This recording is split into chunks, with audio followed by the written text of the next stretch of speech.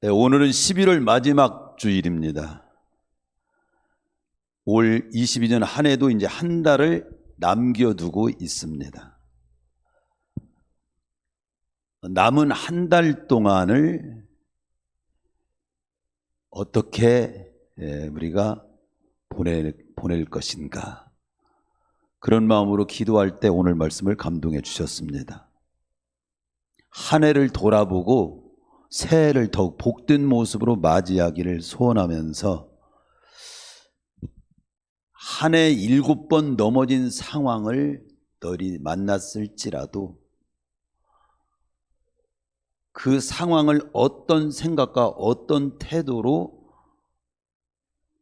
보내고 맞이하느냐에 따라서 삶은 완전히 달라질 수 있다는 것을 우리에게 보여주시고자 오늘 본문을 통해서 7전8기라는 제목으로 말씀을 선포하도록 저를 세웠습니다. 오늘 본문 말씀은 대저 의인은 7번 넘어질지라도 다시 일어나리라는 말씀입니다. 승자는 7번 쓰러져도 8번째 일어서고, 망할 사람은 쓰러진 7번을 낱낱이 후회만 한다는 말이 있습니다. 즉 이게 무슨 말입니까? 내가 당한 일보다도 그 당한 일을 어떤 생각, 어떤 자세, 어떤 태도로 풀어가느냐라고 하는 것이 굉장히 중요하다고 하는 것을 표현하고 있는 말씀입니다. 우리가 뉴스에 높은 지위에 있는 대통령을 해먹은 사람도, 또 경제계의 재벌이라고 하는 그런 사람도, 또 한때는 인기를 한몸에 받았던 유명한 탤런트였던 사람들이 왜 극단적인 선택을 하면서 생을 마감할까? 참 그들 자신의 개인적인 깊은 사연과 생각은 헤아릴 수는 없을지라도 분명한 사실 한 가지는, 그들에게 닥친 문제가 어떤 문제인가는 몰라도 그 문제 앞에서 극단적인 생각을 하는 쪽으로 풀어갔다는 것만큼은 사실입니다. 죽겠다는 쪽으로 풀어간 건 사실이죠. 그럴 때 딱 한 가지 질문은, 왜 살겠다는 쪽으로는 풀어가지를 못했을까? 이겁니다. 그렇습니다. 삶에 있어서 어떤 문제를 만나더라도 어느 쪽으로 어떻게 풀어가겠다고 하는 그 삶의 태도는, 생각은 삶과 죽음을 결정지을 만큼 중요한 겁니다. 천하의 범사가 기한이 있고 모든 목적이 이룰 때가 있다고, 이 11월 이때 어떤 말씀을 듣고 어떤 생각을 하고 이 12월을 보내느냐에 따라서 내년의 운명이, 그분의 일생이 달라질 사람이 오늘 여기 있어요. 때에 맞는 말 한마디는 굉장히 중요하고, 그리고 결정적인 때 어떤 태도, 선택을 하느냐가 일생을 좌우하는 거예요. 영혼을 좌우하기도 합니다. 똑같은 어려움을 당해도 어떤 사람은 그 어려움으로 인해서 오히려 더 큰 성공으로 역전승을 하면서 풀어가는 사람이 있고, 어떤 사람은 그 어려움으로 인해서 더 큰 어려움과 더 큰 수렁으로 빠지는 사람이 있습니다. 똑같은 햇빛이 내려 쪼이는데도 불구하고 반응은 물질에 따라서 다르게 나타나는 걸 볼 수 있잖아요. 얼음은 녹아내리죠. 진흙은 더 굳어집니다. 이런 차이가 어디서 날까요? 태도의 차이인 겁니다. 지금 말씀을 들어도 애기나 쳐다보고 있고, 말씀을 안 들으면 말씀 못 듣죠. 애기는 놀고도록 놔두고, 여러분은 지금 말씀을 집중해서 말씀을 잘 들어야 내 일생이, 올 한 해가, 내년이 영원히 복되게 된다는 사실을 알고 말씀 잘 들으시니 집중하시기 바랍니다. 그러니까 태도의 차이라는 거죠. 태도. 어떤 태도로 나에게 만난 일을 이렇게 풀어가는가. 그래서 정신의학자 칼 매닝거라고 하는 분은 우리가 많이 들었던 말을 그 말을 남겼어요. 사실보다 태도가 중요합니다. 어떤 지금 나에게 엄청난 사실을 만났더라도 그보다 더 중요한 건 내가 어떤 반응을, 어떤 태도로 그걸 받아들이고 풀어가느냐가 중요하다는 거죠. 어려움이라고 하는 것은 극복되기 위해서 존재하는 것이지 삶을 그냥 포기하라고 주어진 것이 아니라는 것을 기억해야 합니다. 역사학자 토인비는 인간의 역사를 그래서 도전과 응전의 역사라고 했어요. 크게 성공한 사람은 큰 도전을 받았지만 큰 용기로 대처한 사람이라는 걸 알 수 있고, 훌륭한 사람은 딴 게 아니고 훌륭하게 고난을 잘 통과한 사람이 훌륭한 사람인 것이고, 성공한 사람도 어려움을 잘 이겨낸 사람이 성공한 사람이 되는 것이고, 큰 일을 한 사람들을 보면 큰 용기를 가지고 도전한 자들이라는 것을 알 수 있습니다. 만난 문제에 대해서 건강한 태도로 반응한 자들이라는 것입니다. 오늘 본문 말씀은 하나님의 백성은 어떤 모습을 지닌 사람들이어야 하느냐, 의인이라고 하는 것은 다른 말로 바꾸면 하나님의 사람들을 말하는 거예요. 하나님의 사람들은, 하나님의 백성들은 7번 넘어져도 다시 일어나는 7전팔기, 7번 넘어져 다시 일어난다는 말 한문으로는 7전팔기예요. 그래서 제목을 7전팔기라고 한 거예요. 7전팔기의 그런 자세, 도전의 자세로 살아야 될 사람들임을 잊지 마라. 이게 오늘 말씀이에요. 22년을 한 해를 보내는 이 길목에서 오늘 본문 말씀처럼 7전팔기의 자세로 한 해를 돌아보기도 하고 새해를 또 맞이할 준비도 하는데 이 12월을 쓴다면 최고 잘 쓰는 거라. 그러나 오늘 본문 말씀으로 이제 들어가면요, 오늘 본문 말씀은 15절 말씀과도 같이 생각해 볼 필요가 있어요. 15절에 보면은 그런 말씀 있잖아요. 의인의 집을 엿보는 악인, 의인의 쉬는 처소를 헐려고 엿보는 악인이 거기 보여주고 있습니다. 이 말과 함께 연결해서 이해해야 됩니다.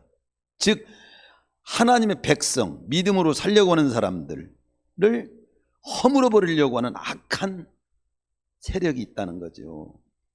험한 세상, 이 세상이 만만치 않아요. 험한 세상입니다.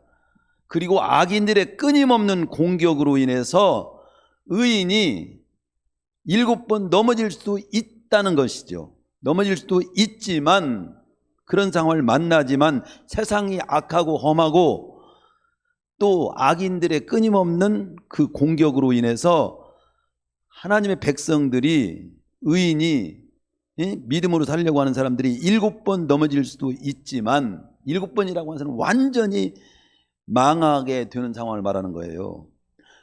그러나 의인은 반드시 일어나며, 악인은 부분적으로는 잠깐 잘 되는 것처럼 떵떵거리며 사는 것처럼 보일지 몰라도 결국 악인은 하나님의 심판의 대상으로 반드시 망한다는 것을 말씀하는 내용인 겁니다. 여기 의인이 7번 넘어진다는 표현은 뭐예요? 인간의 눈으로 볼 때 완전히 망한 것처럼 보이는 상황을 말하는 겁니다. 그러나 결코 궁극적으로는 망하지 않는다. 본문은 부분적으로 보면 의인도 때로는 못 일어날 것처럼 보이는 상황도 만날 수 있지만 마침내는 일어선다는 것이고, 때로는 악인이 부분적으로는 형통한 것처럼 보이지만 악인은 마침내는 망한다는 것을 보여주므로, 의인이 악인을 부러워하거나 일시적인 어려움 앞에 결코 낙심하지 말고 승리의 확신을 가지고 도전하라는 겁니다. 성경의 많은 인물들이, 믿음의 선진들을 보면요, 다 실패한 자리에서 그렇게 바닥까지 내려간 자리에서 다시 일어나서 성공한 사람들의 모습이고, 망한 자리에서 다시 일어난 사람들의 모습을 보여주고, 죽을 자리에서 다시 일어난 사람들입니다. 요셉이 그랬고, 모세가 그랬고, 욥이 그랬고, 요나가 그랬고, 베드로가 그랬고, 인도의 선교사로 갔던 윌리엄 캐리 선교사 같은 경우는 어느 날 신방을 하고 돌아와 보니까 수년 동안 피땀을 흘려 정성을 다해서 완성했던 인도어를 영어로 이제 번역한, 영어를 인도어로 번역한 영인 성경과 그 기계가 다 불타버리고 잿더미가 된 상황을 만나게 된 거예요. 이게요. 그러니까 지금까지 그 해온 모든 것이 한순간에 다 날아가 버린 거예요. 너무도 절망스러운 상황에서 그 할 말을 잃고 있는데, 하나님만 쳐다보고 있는데 마음에 성령께서 딱 생각나게 하시고 감동해 주는 것이 뭐냐면, 다 불타버리고 없어졌어도 다시 해볼 수 있는 마음만큼은 안 탔잖냐, 아직도 남아있지 않느냐, 그런 깨달음을 주시면서 용기를 주시는 거예요. 그리고 힘을 얻고 다시 도전해가지고 영인 성경을 완성했다고 그렇게 우리에게 남겨주고 있습니다. 오늘 우리 성도님들도 설령 올 한 해 된 게 없네요. 한 해가 그런 어떤 상황을 지금 안고 있을지라도, 그런 7번 넘어진 상황일지라도 다시 일어서서 승리의 길을 가기 위해서는 오늘 나는 어떤 생각을 하고 어떤 자세를 지녀야 할지 말씀 속에서 먼저 그렇게 승리의 그런 실패와 절망과 바닥의 상황에서 일어선 사람, 믿음의 선진들의 모습에서 교훈을 받고 모두 일어서서 승리의 길을 가시라는 거죠. 그러기 위해서는 우리는 어떻게 해야 하는가? 첫 번째입니다. 첫 번째는요, 넘어진 자리에서 다시금 일어나기 위해서는요, 먼저 일단은 돌아볼 필요가 있다는 거예요. 먼저 하나님 앞에서 기도하며 자신을 돌아보는 시간을 가져야 된다 이거예요. 실패한 때는요, 뭔가 안 됐을 때는 반드시 원인이 있어요. 안 된 원인이. 나 때문에든 누구 때문에든 뭔가 하여튼 환경 때문에든 뭔가 원인이 있습니다.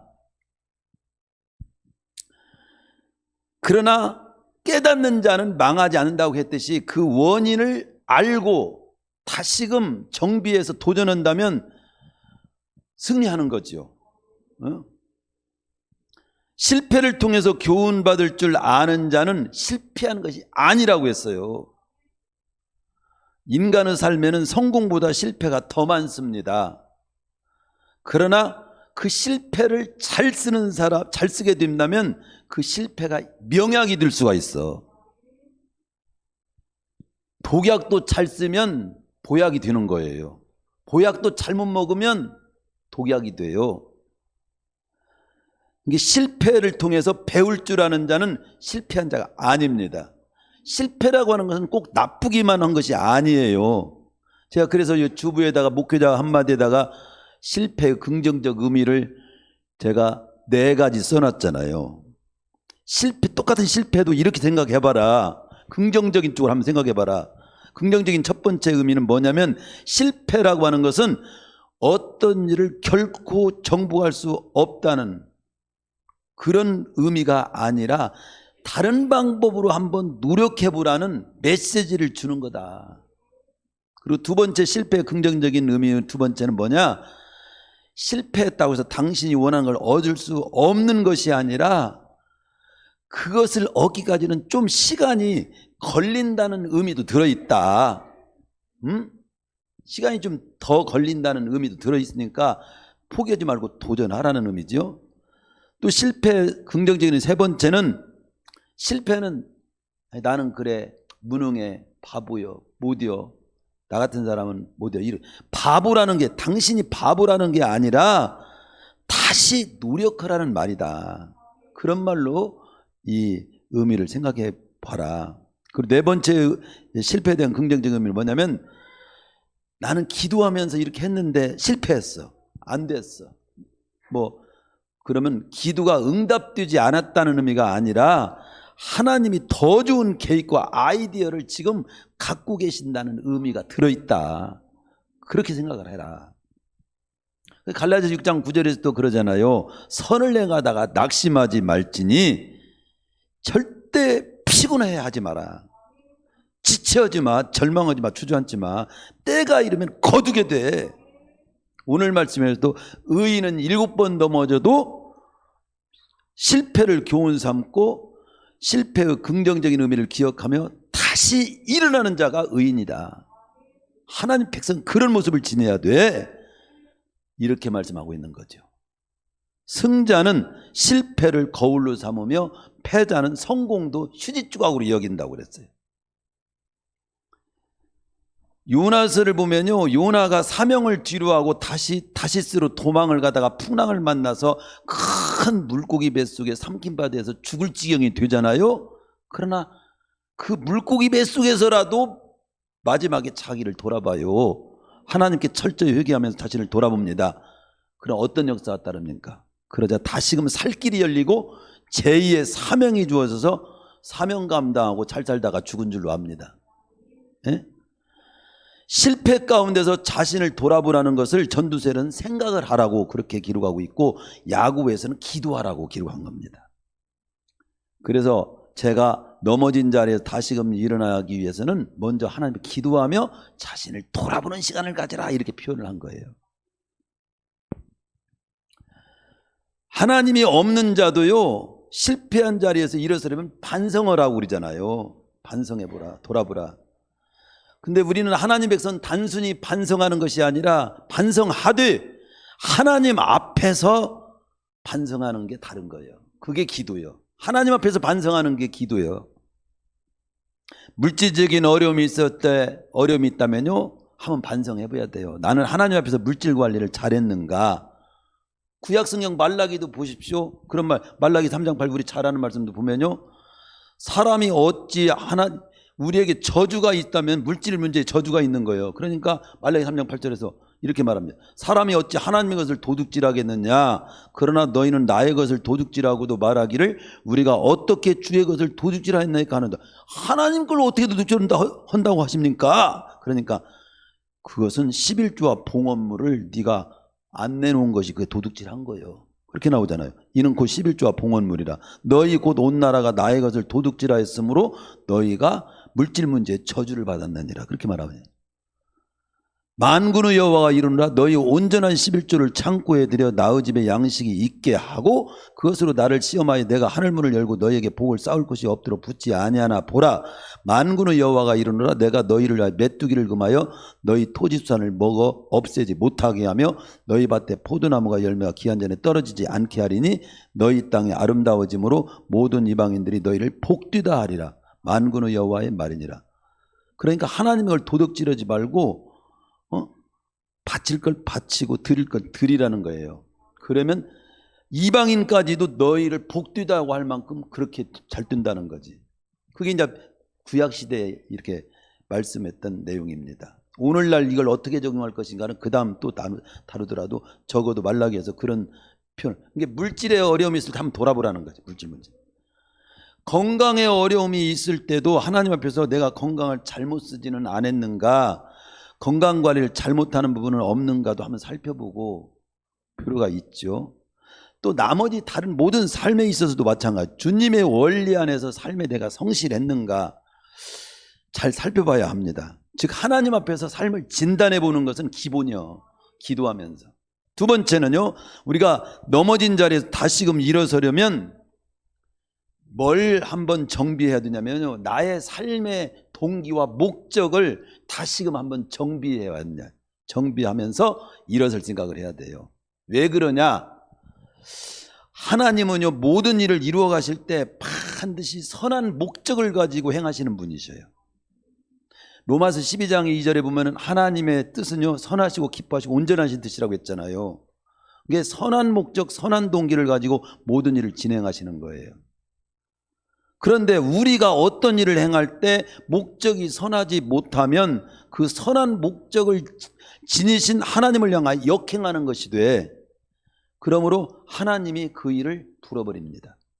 너 나오고, 나는 물이라고 하는 것은 예를 들어서 높은 곳에서 낮은 곳으로 흘러갑니다.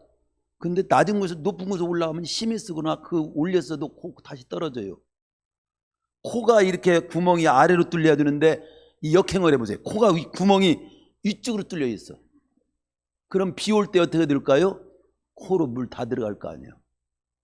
그렇죠? 여러분 눈썹 고마운 줄 아십니까? 눈썹이요 얼마나 많은 걸 막아주는 줄 알아요? 그리고 어떤 멋이 둘러면 먼 나팔이 같은 것이 둘러면 깜짝하면서 눈을 탁 닫아주는 역할. 이게 대단한 거예요. 이게요. 근데 역행이요. 뭐 먼지가 돌아 눈이 이렇게 떠 있어. 안 감겨져. 코는 그냥 위로 향해 있어. 귀는 닫혀 있어. 그러면 되겠습니까? 역행하면 안 되는 거잖아요. 그래서 학개서 1장 9절에 보면 너희가 많은 것을 바랐으나 도리어 적었고 너희가 그것을 집으로 가져갔으나 내가 풀어버렸느니라. 역행하면 풀어. 소유가 우리의 소유와 동기가 목적이 아름답지 않으면 풀어버린다는 거예요. 나 만군의 여호와가 말하노라 이것이 무슨 연고노? 내 집은 황무하였으되 너희는 각각 자기의 집에 빨랐습니다. 이 학개서에 있는 내용은 그겁니다. 오늘날로 말하면 하나님의 교인은 심히도 어렵건만 자신은 자기 집 꾸미는 데만 바쁘고 자기 배불리 먹고 사는 게만 정신이 팔려 있고 하나님이 맡긴 사명이나 교인은 헌신짝처럼 버리고 세상 명예와 자신은 몸만 사리기에 바쁜 자가 있다면 하나님 보실 때 그 소유가 악하다. 그래서 아무리 네가 앞으로 벌어서 치장하고 쌓지만 나중에는 내가 풀어버리겠다. 그런 말씀입니다. 굉장히 듣기는 거북해도 사실 학개선자를 통해서 정확하게 그렇게 말씀하신 내용이에요. 우리 즉 뭐냐면 내가 어떤 삶을 살아갈 때 동기와 목적을 아름답게 하고 삶을 살아가야 하나님이 후원하고 다시 일어설 수 있도록 하나님이 후원하시는 거예요. 그것을 점검해야 된다 이거죠. 넘어진 자리에서 다시금 일어서려면 나의 삶의 동기와 목적을 다시금 정비하고 일어서라 이겁니다. 사무엘하 7장에 보면요 다윗이 왕이 되어 백향목궁에 평안히 거하게 되었을 때 하나님의 법궤는 너덜거리는 시장 가운데 방치해 놓은 것이 마음에 걸려가지고 아름다운 동기와 목적을 품게 됩니다. 그게 뭐냐면 법궤를 그 너덜거리는 천막에 있는 그 법궤를 잘 성전을 져가지고 모실 마음을 갖게 되는 거야. 하나님은 그 아름다운 마음의 동기 목적만 보고도 그를 12절이나 축복했음을 봅니다. 12절이나 축복 내용이 나와요. 세상에서도 하나님을 모르는 사람들도요 이 세상에서도 위대한 역사를 남긴 사람들의 그 삶을 보면요 삶의 동기와 목적이 아름다워요. 그 중에 하나 제가 책을 읽다가 감동된 내용이 뭐냐면 김정우라고 하는 인물에 대해서 한번 제가 책을 읽은 적이 있거든요. 김정우가 누구예요? 우리나라가 지도가 없어가지고 지도를 만든 사람이에요. 우리나라 어떻게 지도 어디 대전에 어디 가면 어디가 있고 어떻게 가야 되고 이 팔도를 탁 행정하기가 좋게 옛날엔 지도 하나를 그 가지면요 그게 엄청난 거예요. 지도가 없었을 때는 그렇게 중요한 거예요. 그런데 거기에 김정우는 지도를 만드는데 제1첩 끝머리에 지도를 만든 아름다운 목적을 이렇게 기록해 놨더라고요. 이 지도는 왜 만드냐? 왜 이렇게 내가 만들려고 했냐? 나라가 어지러울 때는 적과 난폭한 무리를 쳐부수는데 도움이 될 것이며 평화로울 때는 나라 정치를 수행하고 사회의 모든 일을 다스리며 백성을 잘 살게 하는데 이용하게 될 것을 바라보면서 이 지도를 내가 만듭니다. 그는요 이 지도를 만든 목적이 자신이 부자 되기 위해서 그런 것도 아니고 영화를 누리기 위해서 그런 것도 아니고 오로지 지도가 백성과 나라를 위해 유익하게 쓰여지기를 바라는 마음으로 한 거예요. 그는 이런 목적을 품고 전국 각지를 직접 두 발로 답사하고 백두산만도 17번이나 올라갔다 내려갔다 하고 한 번 집을 나가면 그 지도 만들기 위해서 3년이고 5년이고 돌아올 줄을 몰라. 그의 아내는요 김정우가 답사한다고 또다시 집을 나간 사이에 어린 딸을 남겨두고 세상을 떠나기도 했어요. 이렇게 김정우는 백성과 나라를 위한 아름다운 목적을 이루기 위해서 한평생을 바친 거예요. 그런데 그 당시 또 오해받아가지고 너는 왜군에게 이 지도를 갖다가 간첩 스파이 노릇하려고 해서 이용되게 했다고 해가지고 오히려 그 당시 대접도 못 받았어. 역적으로 몰린 적도 있어. 참 그러니까 귀한 사람을 억울하게 하는 것도 큰 죄요. 이 아름다운 목적을 두고 그 목적을 이루기 위해 한평생을 바친 김정우의 자세는 저는 그 앞에 부분만 읽어도 눈물이 확 감동이 오더라고요. 이런 아름다운 목적을 가지고 사신 선조들이 있으니까 오늘 이 대한민국 우리가 이렇게 사는 거예요. 즉 우리가 넘어진 자리에서 다시금 일어서려면, 진짜 제대로 일어서려면 삶의 동기와 목적을 다시 한번 정비하면서 일어서라. 그리고 세 번째는요, 되게 많은 사람들이 왜 그 실패해가지고 못 일어서냐면요, 거기서 낙심하고 처음 지녔던 꿈과 목표를 그냥 포기해버리니까 못 일어서는 거예요. 그러니까 어떻게 세 번째, 실패의 자리에서 다시금 일어나기 위해서는 처음 그 하나님으로부터 받았던 꿈과 목표를 결코 포기하지 말아라. 잃지 말아라 이겁니다. 링컨이라고 하는 인물은요, 계속적인 실패 속에서도 더 큰 비전을 품고 도전하면서 마침내는 대통령이 돼서 노예 해방이라는 위대한 업적을 남긴 위대한 인물로 남아있잖아요. 구약의 요셉이 그 모진 고난과 억울함과 누명 속에서도 낙심하지 않고 마침내 애굽 총리가 되고 하나님의 뜻을 이룰 수가 있었던 비결이 뭐냐면 하나님이 준 꿈을 가슴에 딱 품고 살았기 때문에 그래요. 구약의 다니엘이 6장 28절이면 바벨론의 포로로 잡혀간 다니엘이 다리왕 시대와 바사 사람 고레스 왕 시대에 형통했다고 기록합니다. 어떻게 그렇게 다리왕 시대와 바사 사람 고레스 왕 시대에 형통할 수가 있나? 포로로 잡혀간 인물이. 그러니 우상과 권무술수, 시기와 질투가 들끓는 바벨론에서 느부갓네살 왕으로부터 300을 형통한 자가 될 수 있었던 것은 그가 뜻을 딱 정하고 하나님의 기뻐하는 뜻을 정하고 살았기 때문에 그래요. 그렇습니다. 꿈이 있는 자는 절망하지 않고 망하지 않습니다. 어려움 당해도 끄떡하지 않아요. 나는 꿈을 이룰 때가 있어. 하나님이 준 꿈을 이룰 때가 있어. 그 꿈을 이루라고 나를 지금 살려주고 있는 거야. 그렇기 때문에 어려움 그까지 가지고 떨지 않습니다. 어떤 상황, 어떤 형편에 있다 할지라도 꿈을 포기하면 안 돼. 하나님이 준 꿈과 비전과 사명과 나에게 직분을 포기하면 안 돼. 네 번째는요, 사람들이 왜 실패해서 못 일어서냐면요, 노력은 않고 되기만 바래. 네? 다시 일어서기 위해서는 노력을 아끼지 말아야 돼요. 노력을. 실패한 많은 경우를 보면 자신이 할 바를 다 하지 않고 안 됐네 그래요. 실패했네. 그래서 그런 거예요. 그 단순한 거죠. 노력을 아끼지 말아야 됩니다. 승자는 행동으로 말을 증명하고 패자는, 실패하는 사람들 보면 말로만 행위를 변명한다고 그랬어요. 그 뜻이 있는 자는요, 방법을 찾고요, 하고자 하는 자는 방법을 찾고 하기 싫은 자는 핑계만, 구실만 된다고 그런 말이 있잖아요. 승자는 몸을 바치고 패자는 혀를 바친다는 말이 있어요. 야고보서의 말씀처럼 행함이 없는 믿음은 죽은 거라고 하잖아요. 잠언 19장 24절에서 보면요, 게으른 자는 그 손을 그릇에 넣고 입으로 올리기를 괴로워하느니라. 그런 사람이 뭐 건강하기나 하겠어요? 게으른 자는 마음으로 원해도 얻지 못한다. 13장 4절. 거기 잠언에는요, 게으른 게 굉장히 많아. 게으름은 죄악입니다. 너는 잠자기를 좋아하지 마라. 네가 빈궁하게 될까 두려우니라. 잠언 12장 27절에 사람의 부귀는 부지런한 거예요. 부지런하면 잘 살게 된다는 겁니다. 근면한 남자는 재물을 얻느니라 그랬어요. 잠언 11장 16절. 하나님을 섬기는 것조차도 로마서 10장 11절에 부지런하여 게으르지 말고 열심을 품고 주를 섬기라. 모두 부지런하라는 교훈이죠.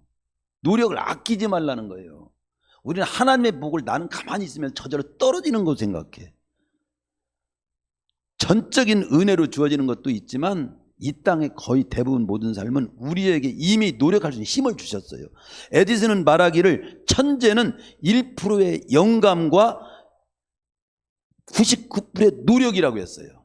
1%의 영감 굉장히 중요하지만 99%가 나머지는 노력이야. 노력할 줄 아는 게 천재예요. 대개 부모들이 그러는 우리 아들은 머리는 비상해요. 공부를 안 해서 그렇지. 그 안 하는 것이 멍청한 거예요. 딴 게 아니야.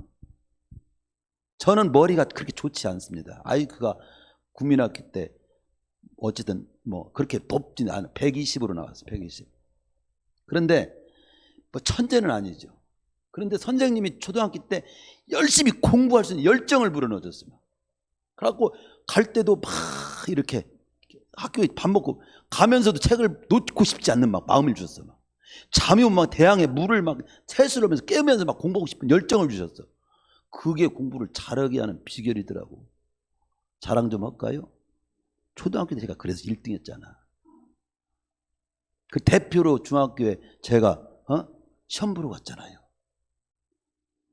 뭐 아이큐가 좋은 게 아니었어요. 아니었어도 그렇게 노력할 줄 아는 게 그 천재예요. 소경이 되었던 밀턴은 장님이 된다는 그 자체는 비극이 아니다. 장님이 된 그 상황을 이겨낼 수 없다고 자포자기 하는 그 자세가 비극이다. 가난 자체가 부끄러운 일이 아니지만 가난을 극복해 보려고 노력이 없는 것을 부끄러워하라. 야곱이 하나님의 축복을 받아가지고 창세기 31장 1절에 보면 거부가 됐다고 기록하는. 어떻게 거부됐지? 하나님 축복에 대해서 거부됐네? 그런데 그 뒤에 31장 40절에 보면 그렇게 나옵니다. 그의 삶을 보니까 내가 이와 같이 낮에는 더위를 무릅쓰고 밤에는 추위를 당하며 눈부질 겨를도 없이 지내었나이다. 아니 하나님 축복해 줬다는데 아무것도 안 해도 주어지는 것이 축복인 줄 알았더니 아니네. 하나님이 약속한 축복을 얻어내고자 하는 그 노력이 눈붙일 겨를 없이 그 축복을 얻어낸 노력이 있었다는 거지. 미국 카나다주의 메리스톤 빈가에 태어나 당대의 거부가 된 깁슨이라고 하는 사람에 관한 이야기를 책에서 제가 봤는데요. 이 사람은 당대에 가난한 가정에 태어나고 당대 거부가 된 사람이요. 그래서 어느 나이 많으신 노인이 그 비결을 묻는 거예요. 어떻게 해서 이렇게 거부가 됐는가? 그러니까 별거 아닙니다. 세 가지 저는 태도 자세, 삶의 자세로 이렇게 거부가 됐습니다. 첫째, 술을 마시지 말 것. 그 당시 그분이 오늘 이건 똑같이 오늘날 적용하는 건 아니겠지만 그분은 그렇게 술을 절대 마시지 말 것. 두 번째, 고생을 두려워 말고 일할 것. 부지런히 일할 것. 세 번째, 하나님을 믿는 믿음 안에서 원리 안에서 만사를 확신을 가지고 할 것. 그분은 그 세 가지라고 했어요. 이 세 가지가 나로 하여금 오늘이 있게 했어요. 어르신. 그러니까 에이 이 사람아 그건 삼척동자로 다 아는 내용인데.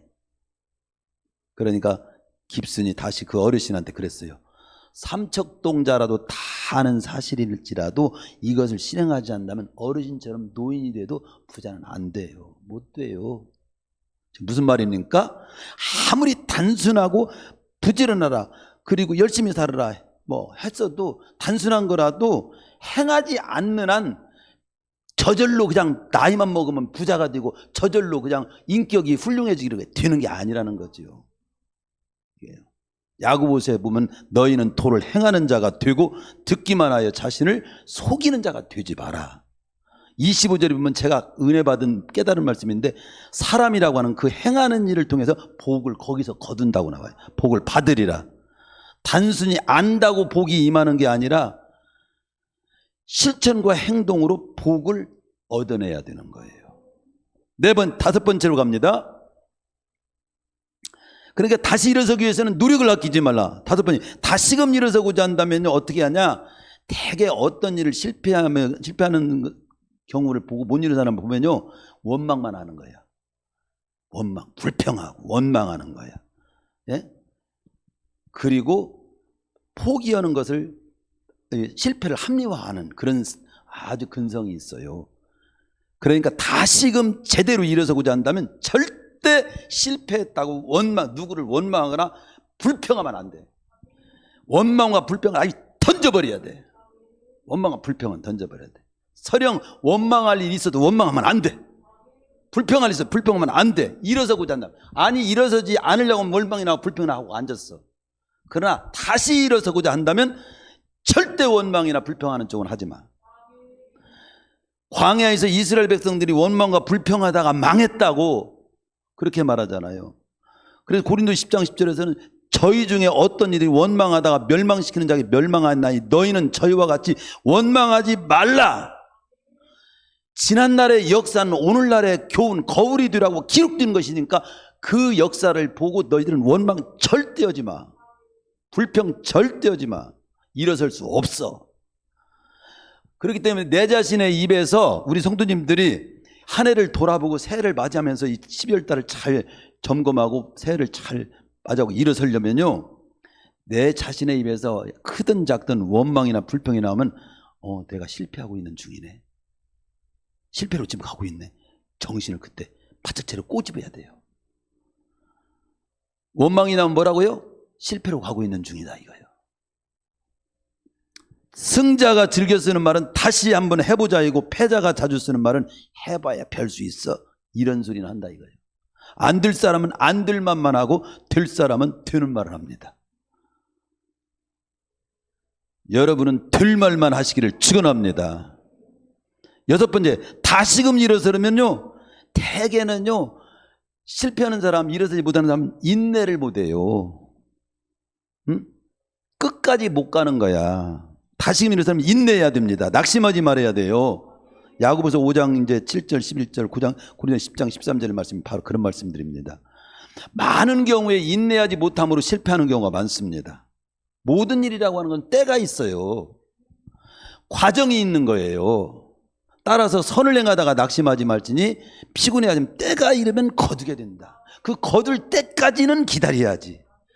그래서 야고보서 5장 7절에서 11절에 보면요, 그 인내, 그 각각의 그 농부는 농부대로 그 인내하라는 내용이 나옵니다. 농부처럼 인내하라. 농부처럼 인내한다고 하는 것은 뭡니까?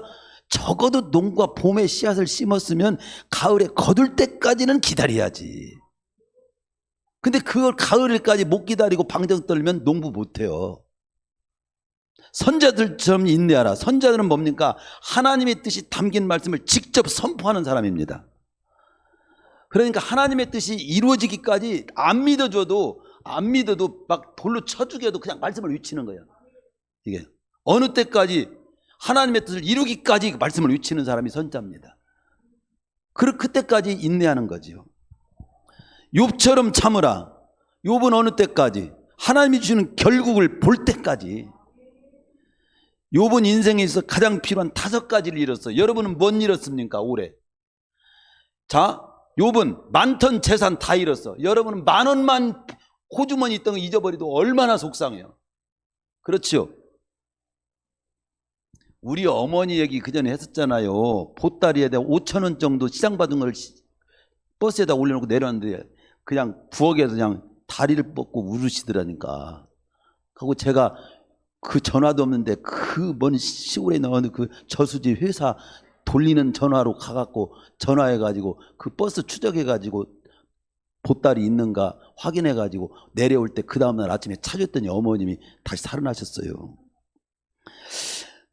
어쨌든 그 재산, 많던 재산 다 잃었지요. 10명의 자녀, 아니 10명의 자녀가 아니라 우리 손자 이준이가 전번에 여기 집에서 놀다가 이 밥상 책상에다가 여기를 쪄가지고 찢어졌어. 그래 여기 꼬맸다는 거예요. 근데 그날쯤에 내 가슴이 찢어지겠더라고요. 말은 안 했어. 내가 말이 안 나와. 오늘 꼬맨 거 이거 와갖고 끌어안고 내가 아이고 얼마나 아팠어 이렇게 잘 됐네 하면서 위로해 줬는데, 10명의 자녀가 죽었다니까. 욥은 여기 조금 찢어진데도 가슴이 아픈데. 그리고 욥 자신이 죽을 병이 들었잖아. 그리고 아내는 또 막 포악을 하면서 나갔잖아. 당신이는 하나님 저주하고 죽으라고. 그렇게 예수 믿어야 되는 게 뭐가 있냐고. 한마디로 오늘날로 말한다면. 얼마나 여러분 애매한 소리 많이 들었죠. 여러분들이 그래요. 야, 교회 나가고 된 게 뭐냐? 네가 몸이 건강하기를 하냐, 잘 살기를 하냐, 뭐 취직이 된 거라냐, 막 이러면서 여러분 지금 고난을 많이 받고 있지? 지금 그러나 되고 있는 중입니다. 일어설 것입니다. 응? 그리고 친구들이 다 비웃고 떠났어요. 친구도 잃었어요. 많던 재산, 자녀, 건강, 아내, 친구, 귀중한 거 다 잃었습니다. 그러나 그는 하나님이 주는 결국이 있음을 믿고 인내한 거죠. 그리고 마침내 갑절의 축복을 거두게 되는 결국을 보게 됩니다. 고린도 10장 13절은 내게 당한 고난이 아무리 커도 감당할 힘을 주시고 피할 길을 주시며 극복케 하시는 분이 하나님이시라고 우리에게 말씀합니다. 아울러서 극복하지 못할 고난은 이 세상은 없다는 것을 기억하고 인내하시길 바랍니다. 귀한 열매를 거두기까지 인내하고 하나님의 뜻을 이루기까지 인내하고 하나님이 주시는 결국을 보기까지 인내하고 이런 인내가 있어야 성공과 승리의 삶을 쟁취할 수 있어요. 마지막 성공에 이게 우리가 보면요, 우리는 뭘 성공했다. 그래서 성공이 아니에요. 성공의 최종 목적은 하나님께 영광을 돌리는 삶에까지 가야 돼요. 그래서 성공의 최종 목적을 하나님의 영광에 두고 하나님이 내가 어떤 성공을 한 것을 통해서 하나님의 영광 받으시기까지 나는 내가 나갈 거다. 그런 마음을 가져야 됩니다. 성공했을 때, 이루었을 때, 무언가를 얻었을 때가 중요합니다. 얻은 것이 끝이 아니고 뭔가 달성한 것이 끝이 아니고 합격한 것이 끝이 아니고 취직한 것이 끝이 아니고 건강한 몸이 된 것이 끝이 아니에요. 그 건강한 몸 가지고 어떻게 사느냐가 최종적으로 그게 우리가 최종적인 성공의 끝이에요. 저 어떻게 살아요? 건강하게 돼가지고 하나님 영광에 쓰는 거죠. 부자 돼가지고 그 부자 된 것을 하나님 영광에 쓰는 거죠. 하나님 보시기에 살아라 이 말이에요. 한마디로 합격해가지고 취직돼가지고 뭐 할 겁니까? 일 잘해서 일 잘한 것 가지고 하나님이 기뻐하시는 삶을 사는 데까지 가야지. 국회의원 돼가지고 뭐 하는 거예요? 대통령 돼서 뭐 되겠다는 거예요? 하나님 영광 위에 그 직책을 써야지. 말씀 마칠게요. 말씀 마치겠습니다. 올 한 해 7번 넘어진 일이 있어도 그냥 완전히 망한 바닥에 서령 갔을지라도 낙심하지 마십시오. 포기하지 마십시오. 오늘 말씀을 통해서 제시는 7가지 말씀을 품고 홍수환 권투 선수처럼 다시 일어서십시오. 그래서 실패를 다운시키십시오. 7가지 말씀을 품고 한 해를 돌아보고 새해를 준비하면서 다시금 일어서십시오. 7가지 다시 짤막하게 말씀드리겠습니다. 하나님 앞에서 자신을 돌아보며 기도하며 일어서십시오. 2번째, 삶의 동기와 목적을 정비하며 다시금 일어서십시오. 3번째, 하나님이 주신 꿈과 목표를 포기하지 말고 일어서십시오. 4번째, 다시금 노력을 아끼지 말고 일어서십시오. 5번째, 원망과 불평을 던져버리고 일어서십시오. 6번째, 낙심 대신 인내하며 일어서십시오. 7번째, 성공의 최종 목적이 아니라 그 성공으로 하나님께 영광을 돌린 것이 최종 목적임을 기억하며 일어서십시오. 찬양합니다.